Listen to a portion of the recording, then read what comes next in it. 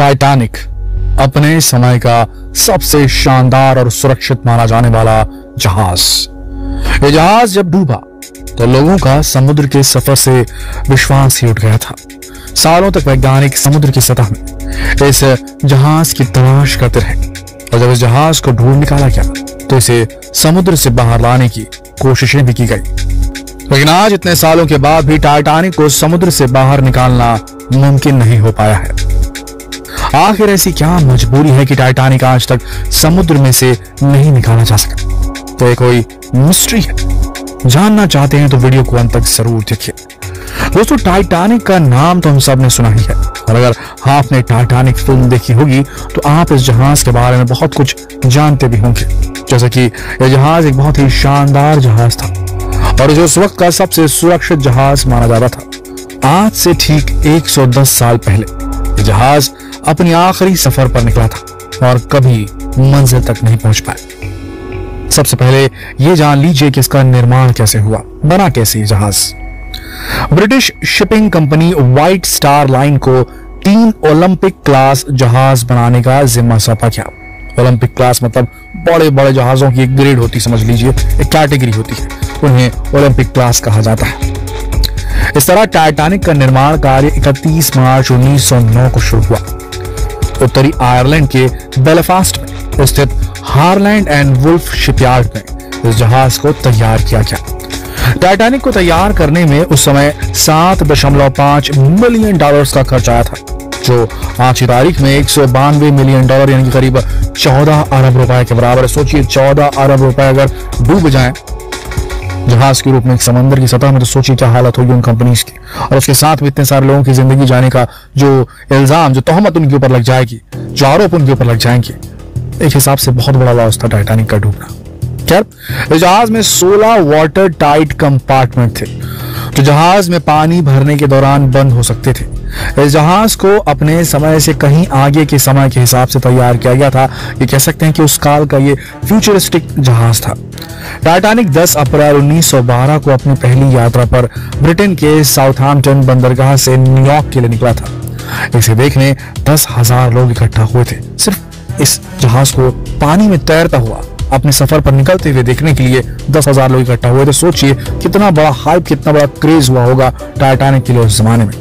इसमें 2200 यात्री सवार थे, लेकिन 14 अप्रैल 1912 को उत्तर अटलांटिक महासागर में एक आइसबर्ग से टकराकर 2 टुकड़ों में टूट गया था टाइटैनिक और इसका मलबा 3.8 किलोमीटर की गहराई में जा समाया था।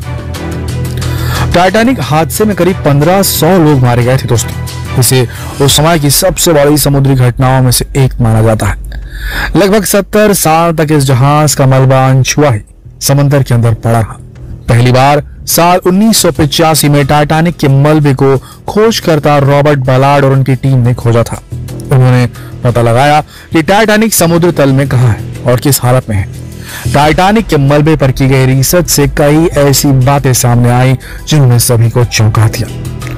जांच में पता चला कि टाइटैनिक आइसबर्ग से टकराने की वजह से नहीं टूटा था, बल्कि आइसबर्ग में टकराने के बाद उसमें आग लग गई थी, जिसकी वजह से टाइटैनिक डूब गया था। टाइटैनिक के ऊपर अधिक रिसर्च करने के लिए उसके मलबे को बाहर लाना जरूरी था, लेकिन आज भी इसके मलबे को समुद्र से बाहर नहीं निकाला जा सका। इसके पीछे कई कारण है। सबसे पहले तो ये कि टाइटैनिक समुद्र की गहराई में मौजूद है, जहां तक पहुंचना ही बहुत मुश्किल हो जाता है। इसके बाद दूसरी सबसे बड़ी परेशानी है इसका वजन। टाइटैनिक का वजन लगभग 1,43,000 टन है और इसके बाद उस पर पानी का दबाव भी होता है, जो उसके वजन को कई गुना बढ़ा देता है और इस गहराई से इतने अधिक भार को उठाने के लिए काफी अधिक फोर्स की जरूरत पड़ेगी और अभी तक वैज्ञानिक ऐसी मैग्नेटिक सबमरीन नहीं बना पाए जो इतने अधिक भार को सहन कर सके। वैज्ञानिक टाइटैनिक को समुद्र से बाहर निकालने के लिए इतने बेचैन थे कि उन्होंने इसके लिए कई अजीबोगरीब आइडियाज भी लगाए। सबसे पहले आइडिया जो लगाया गया था वो था पिंग पोंग बॉल्स का। पिंग पोंग बॉल्स आप जानते होंगे जिन्हें जमीन पर टकराने से जोरदार उछलती है, बाउंस जिनमें बहुत ज्यादा होता है, पिंग पोंग बॉल्स। वैज्ञानिकों ने प्लान बनाया था कि क्यों ना टाइटैनिक में पिंग पोंग बॉल्स भर दिए जाए। बॉल पानी की सतह पर ऊपर की ओर दबाव बनाएंगे, जिसके बाद बड़े मैग्नेट या क्रेन की मदद से टाइटैनिक को बाहर खींच लिया जाएगा। लेकिन यहाँ एक प्रॉब्लम हो गई, वो ये कि पिंग पोंग बॉल्स पानी के अंदर जाते ही पानी के दबाव से टूट गए। इसके बाद वैज्ञानिकों ने सोचा कि क्यों ना टाइटैनिक में बड़े बड़े बलून बांध दिए जाए। टाइटैनिक उनके साथ सतह की ओर आएगा तो उसे खींच लिया जाएगा। लेकिन वैज्ञानिकों का यह विचार भी फेल हो गया, क्योंकि पानी के इतने अंदर जाकर बलून्स में हीलियम गैस भरना मुमकिन ही नहीं था और उनका ये आइडिया भी फ्लॉप शो बनकर रह गया। लेकिन वैज्ञानिक किसी भी तरह हार मानने को तैयार नहीं थे।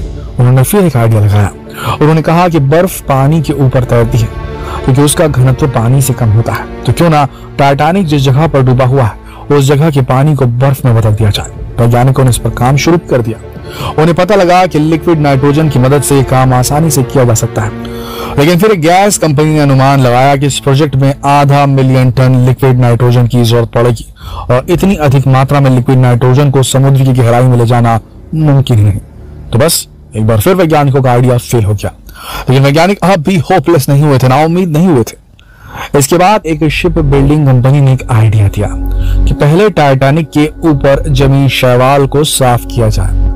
इसके लिए एक बहुत ही शक्तिशाली वैक्यूम क्लीनर की जरूरत पड़ेगी। इसके बाद जहाज को शिप में जोड़ दिया जाएगा, जिसमें लगी हुई मशीनें बाकी का सारा काम कर देंगी। इसके लिए एक सबमरीन की जरूरत भी होगी, साथ ही बहुत अधिक मात्रा में बिजली की जरूरत भी पड़ेगी। इस अनुमान के अनुसार इस प्रोजेक्ट के लिए कम से कम 20 मिलियन वाट बिजली की जरूरत पड़ेगी। लेकिन अब समंदर के अंदर इतनी बिजली कैसे उत्पन्न की जा सकती है, क्योंकि समंदर के अंदर पावर प्लांट लगाना तो मुमकिन नहीं है। इसलिए ये प्लान भी सफल नहीं हो पाया। और सबसे बड़ी बात ये कि प्रोजेक्ट बहुत ही खर्चीले थे और इनमें सफलता की गारंटी भी बेहद कम थी। ऐसे में कोई भी कंपनी इतना बड़ा रिस्क लेने के लिए तैयार नहीं थी। और अगर कोई कंपनी हिम्मत करके इसे बाहर निकाल भी लेती और इसे म्यूजियम में रखकर इस पर टिकट भी लगा दिया जाता, तब भी इस पर लगी लागत को निकालने में 100 साल लग जाते। इसलिए कोई भी कंपनी ये रिस्क लेने के लिए तैयार नहीं हुई। दोस्तों, सही मायनों में देखा जाए तो टाइटैनिक बहुत ही भारी जहाज था। ऐसे में लगभग 4 किलोमीटर की गहराई में जाकर मलबा निकालकर बाहर लाना लगभग नामुमकिन काम है।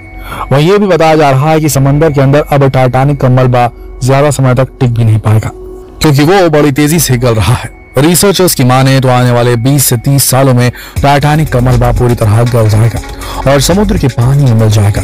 दरअसल समुद्र में पाए जाने वाले बैक्टीरिया उसके लोहे से बने ढांचे को तेजी से कुतर रहे हैं, जिसकी वजह से उसमें जंग लग जा रहा है। एक रिपोर्ट के मुताबिक जंग पैदा करने वाले ये बैक्टीरिया हर रोज करीब 180 किलो मलबा खा रहे हैं।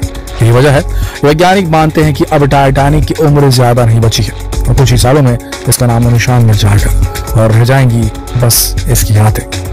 दोस्तों, टाइटैनिक की यादों को संजो के रखना ही हमारे लिए काफी है और ये घटना समुद्री जहाजों के इतिहास में बहुत महत्वपूर्ण मानी जाती है, क्योंकि इस हादसे के बाद जहाजों की सुरक्षा इंतजामों पर बहुत ज्यादा ध्यान दिया जाने लगा। क्योंकि टाइटैनिक के हादसे के पीछे खास वजह सुरक्षा इंतजामों में की गई लापरवाही थी, जिसका खामियाजा सैकड़ों लोगों को चुकाना पड़ा।